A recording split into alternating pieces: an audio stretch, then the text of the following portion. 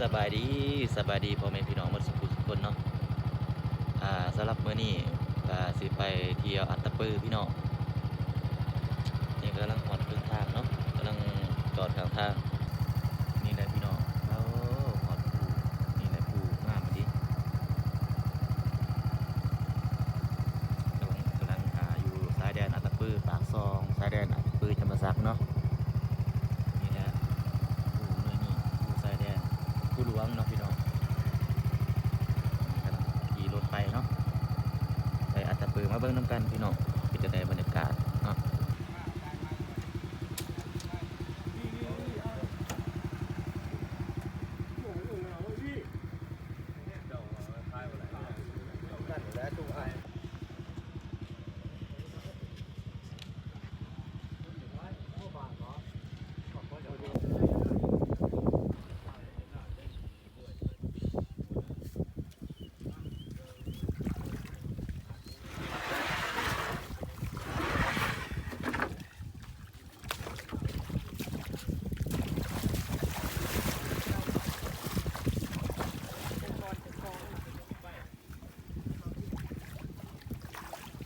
ก็สิรู้จะเป็ดหรือเปล่า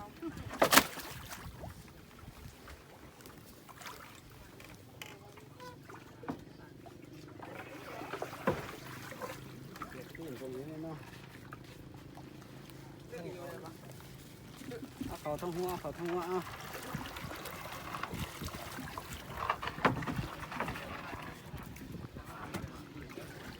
เขาทั้งนั้น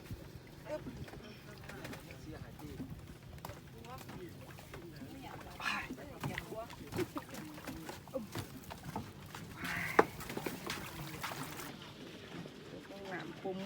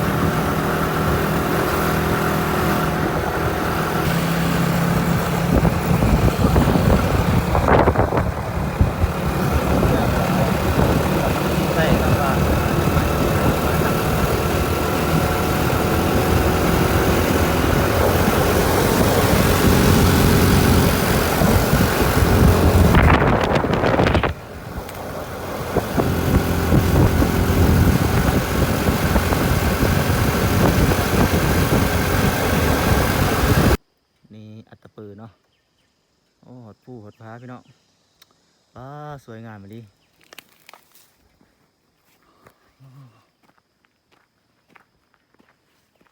โอ้โห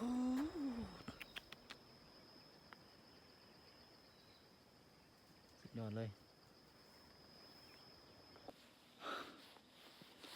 หอนเนาะขี่รถไปผู้เดียวเพราะว่าไปธุระนิดนึงเลยอะไปเที่ยวแหละบางบริทายเนาะไปผู้เดียวแน่เนาะหรือไปถ่ายเพราะวิวไปหนองงามมาดิผู้สูงเป็นสูงผู้นี่เจ้าผู้หลวงเขาจะเป็นผู้หลวงนี่แหละแต่ว่าผู้เอาซื้อจะได้จากตัวผู้หลวง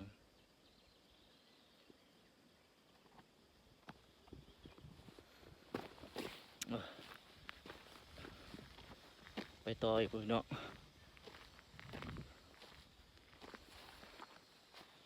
ลุยต่อวันนี้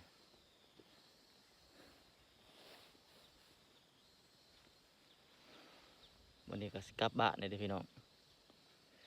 เพราะว่าไปแล้วเมื่อกี้นี่ไปวัดเนาะ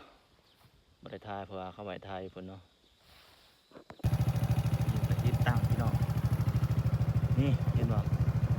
ดินนี่เทิงดิน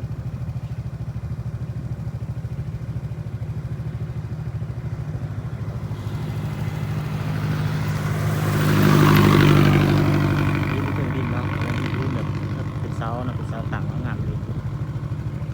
ศักดิ์สิทธิ์เนาะอีนั่นนะนี่ก็คือพลังงานเครื่องไฟฟ้าเซน้ำหน่อย6เนาะโอ้เป็นเครื่องในยุโรปมาเลยพี่น้องเป็นรถทุกใหม่เนาะ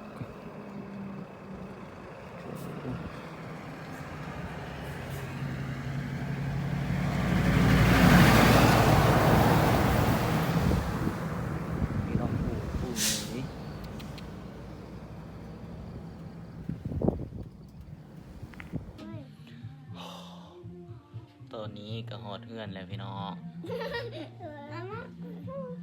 เหนื่อยเนาะขอบใจที่ติดตามเนาะบ๊ายบายขอบใจที่เบิ่งเนาะ thank you